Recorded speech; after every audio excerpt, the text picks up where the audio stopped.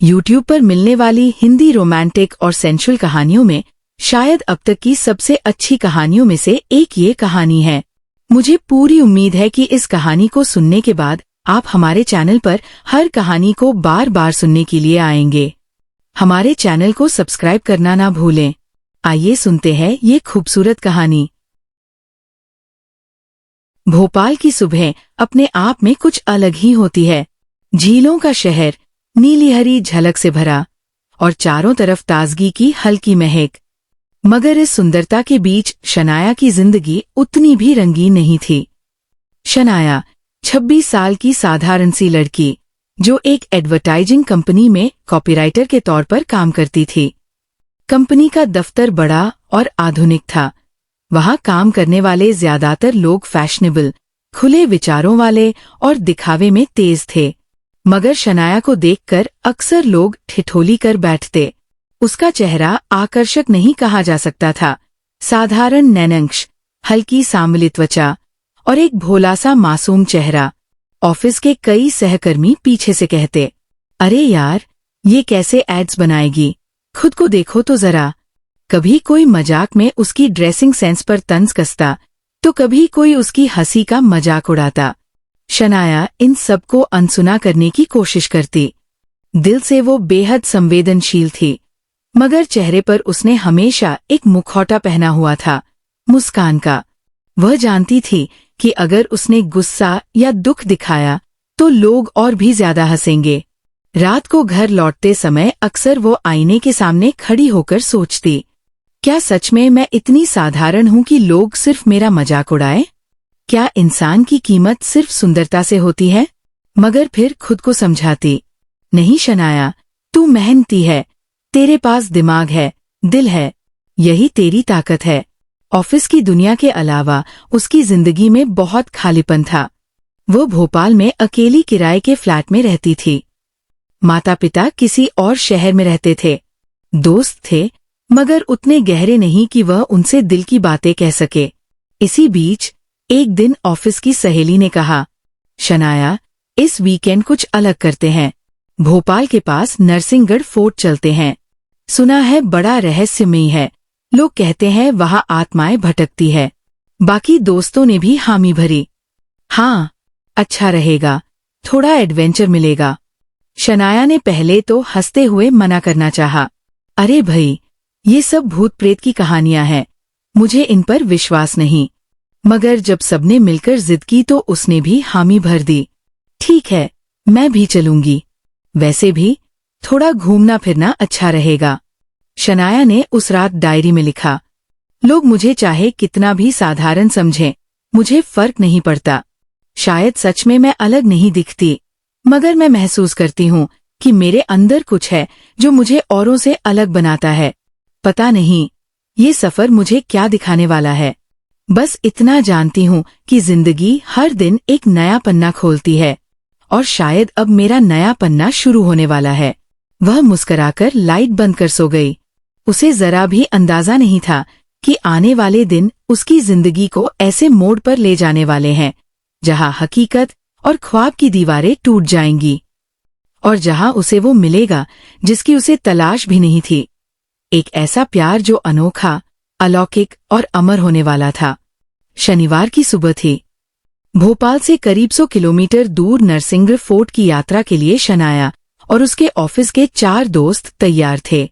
सबने तय किया था कि एक मिनी बस किराए पर ली जाएगी, ताकि सब आराम से सफर कर सकें।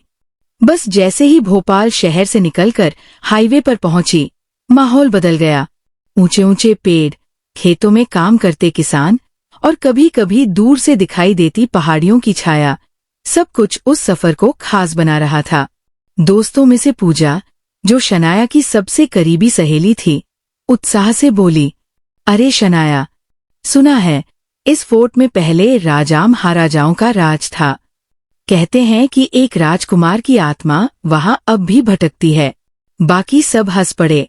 रवि, जो हमेशा मजाक उड़ाने में आगे रहता था, बोला, हाँ, और वो राजकुमार शायद तुझे ही ढूंढ रहा होगा शनाया, सावधान रहना। सभी जोर से हंसने लगे। शनाया ने भी मुस्कुराकर टाल दिया, मगर दिल के भीतर चुभन हुई। लोग मुझे हमेशा हंसी का पात्र क्यों समझते हैं? क्या मैं सच में इतनी अलग हूं? सफर के दौरान कभी गाने बजे, कभी चुटकुले चले, मगर शनाया खिड़की के बाहर देखते हुए उस शांत सौंदर्य में खोई रही। उसे प्रकृति से हमेशा से लगाव था।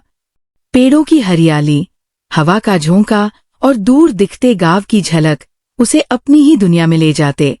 करीब 2 घंटे के बाद बस कच्चे रास्तों से गुजरते हुए पहाड़ियों की तरफ बढ़ी और फिर अचानक सबकी नजरें उस विशाल किले पर जा टिकीं, नरसिंहगढ़ फोर्ट।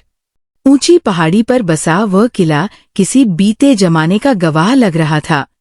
टूटी हुई दीवारें, जगह-जगह झाड़ियां और ऊंचे गुंबद, मानो कोई रहस्यमयी कहानी कह रहे हों। पूजा ने उत्साहित होकर कहा, वाह, कितना शानदार लग रहा है ना, जैसे सच में हम इतिहास में पहुंच गए हों। रवि ने मजाक उड़ाते हुए कहा, हाँ, और अब देखना कहीं कोई भूतनी निकलकर तेरा पीछा न कर ले। शनाया ने हल्की हंसी दी। भूत प्रेत जैसी कोई चीज नहीं होती, ये सब बस लोगों की कल्पनाएं हैं।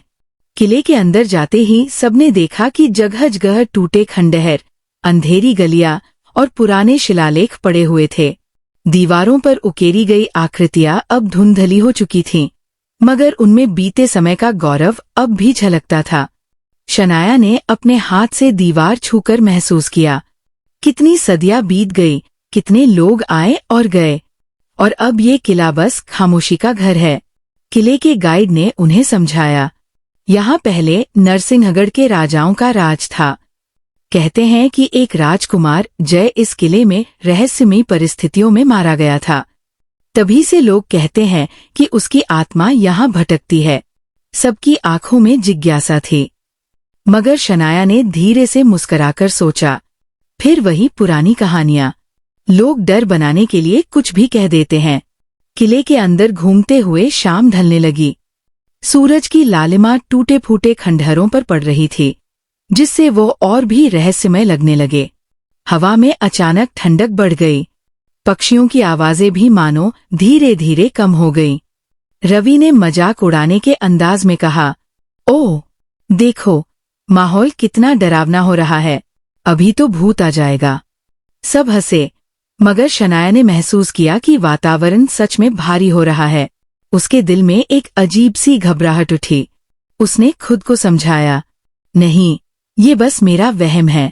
जब सब लोग बाहर निकलने लगे तो शनाया का ध्यान अचानक एक अंधेरी सुरंग पर गया। बाकी लोग आगे बढ़ चुके थे, मगर उसे लगा मानो कोई आवाज उसे खींच रही हो। वह कुछ कदम उस सुरंग के पास गई और रुक गई। अंधेरे में उसे लगा जैसे कोई आंखें उसे देख रही हों। अचानक हवा का तेज झोंका आया और उसके बाल चेहरे पर बिखर गए। वह कांप गई और जल्दी से बाकी दोस्तों के साथ लौट आई। रात को सब भोपाल वापस पहुंचे। दोस्तों ने तय किया था कि एक रेस्तरां में डिनर करेंगे। हंसी ठिठोली में समय बीत गया, मगर शनाया पूरे समय चुपचाप रही। उसके मन में वही सुरंग, वही अंधेरा और वही अजीब सा खिंचाव घूम रहा था। डिनर के बाद जब वो घर पहुंची तो थकी हुई बिस्तर पर गिर गई, लेकिन आंखें बंद करते ही उसने वही किले की छवि देखी। आधी रात को अचानक उसकी नींद टूटी। उसे लगा जैसे कोई उसके कमरे में मौजूद है। उसने आंखें खोली और देखा, कमरे की खिड़की खुली हुई थी और पर्दों से हवा अंदर आ रही थी। दिल तेज धड़कने लगा। उसे लगा बिस्तर के पास कोई बैठा है। उसने डरते डरते सिर घुमाया और तभी एक धीमी आवाज सुनाई दी, तुम आ गई। शुक्र है, आखिरकार कोई मुझे आजाद करने आया। शनाया का पूरा शरीर ठंडा पड़ गया।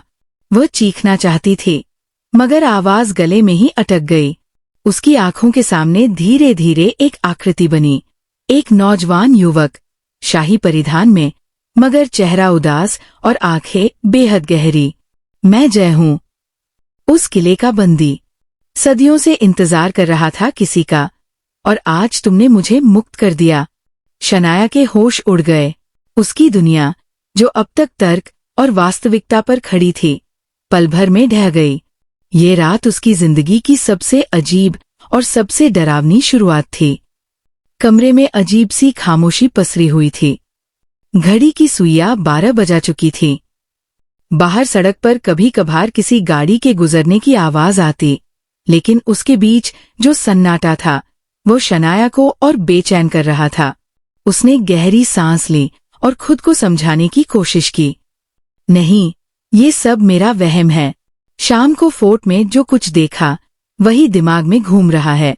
मगर तभी उसने महसूस किया कि बिस्तर के पास गद्दा हल्का सा धंस गया है, मानो कोई बैठा हो। उसका दिल इतनी तेजी से धड़कने लगा कि वो खुद अपनी धड़कनों की आवाज सुन पा रही थी। धीरे धीरे उसने गर्दन मोड़ी और देखा, एक धुंधसी आकृति उसके सामने आकार ले रही थी। पहले बस एक परछाई, फिर धीरे धीरे आकार स्पष्ट होने लगा। एक नौजवान युवक, लंबा कद, गहरी आंखें, शाही वेशभूषा, मगर चेहरे पर अजीब सी उदासी। शनाया ने चौंकते हुए तकिए को कसकर पकड़ लिया।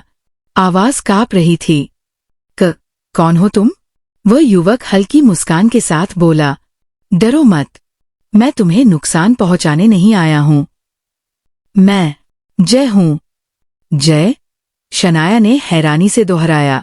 हाँ, वो धीरे से बोला, नरसिंहगढ़ फोर्ट का कैदी, सदियों से बंद था, और आज तुम्हारे कारण मुझे आजादी मिली है। शनाया ने आंखें फैला दी। दिमाग जैसे सुन पड़ गया। ये कैसे संभव है?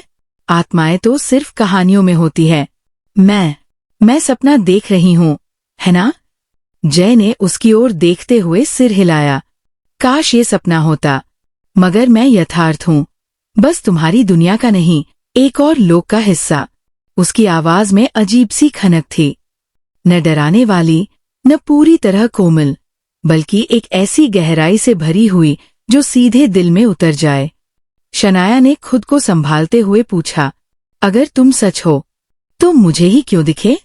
और तुम कहते हो कि मैं तुम्हें मुक्त कर लाई, इसका क्या मतलब है?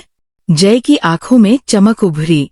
सदियों पहले जब मैं जीवित था तो मेरे जीवन का अंत इस किले में हुआ।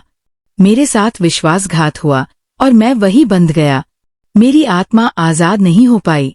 हर दिन, हर रात मैं बस प्रतीक्षा करता रहा कि कोई मेरी आवाज सुने, कोई मुझे देखे, लेकिन कोई भी उस किले के भीतर इतना गहरा नहीं गया। वह रुका और गहरी सांस ली। कल तुम वहां गई, तुम्हारे कदम उस जगह पड़े जहां मेरी कैद थी। जैसे ही तुम्हारी उपस्थिति उस अंधेरे में पहुंची, बंधन टूट गया। तुम मेरी मुक्ति का कारण बनी। शनाया का पूरा शरीर कांप रहा था। उसने कहा, नहीं, ये सच नहीं हो सकता। मैं तुम्हें देख कैसे सकती हूँ? सब लोग कहते हैं कि भूत प्रेत डरावने होते हैं, मगर तुम। उसकी आवाज धीमी पड़ गई। वो सचमुच डरावना नहीं लग रहा था। उल्टा, उसकी आंखों में कुछ ऐसा था जो दिल को छू ले, गहरा दर्द, और उसके साथ एक अजीब सा अपनापन। जय ने हल्की मुस्कान के साथ कहा, शायद इसलिए कि तुम मुझसे डर नहीं रही हो। बाकी लोग मेरी परछाई तक देखकर भाग खड़े होते, मगर तुम मुझे देख रही हो, सुन रही हो। कमरे में अचानक हवा तेज हो गई। खिड़की के पर्दे उड़ने लगे। शनाया ने घबराकर कंबल खींच लिया। तुम अब मुझसे क्या चाहते हो? जय ने गहरी आवाज में कहा, मैं बस तुम्हारे साथ रहना चाहता हूं। सदियों की तन्हाई के बाद जब मैंने तुम्हें देखा तो लगा, मेरी प्रतीक्षा यहीं पूरी होती है। तुम्हारी आंखों में जो सच्चाई है वो मैंने पहले कभी नहीं देखी। मैं तुम्हें चाहता हूं। उसके शब्द सुनकर शनाया का दिल तेज धड़कने लगा। कुछ क्षणों तक दोनों के बीच खामोशी रही। फिर शनाया ने धीमी आवाज में कहा, लेकिन तुम आत्मा हो और मैं इंसान। ये रिश्ता कैसे हो सकता है?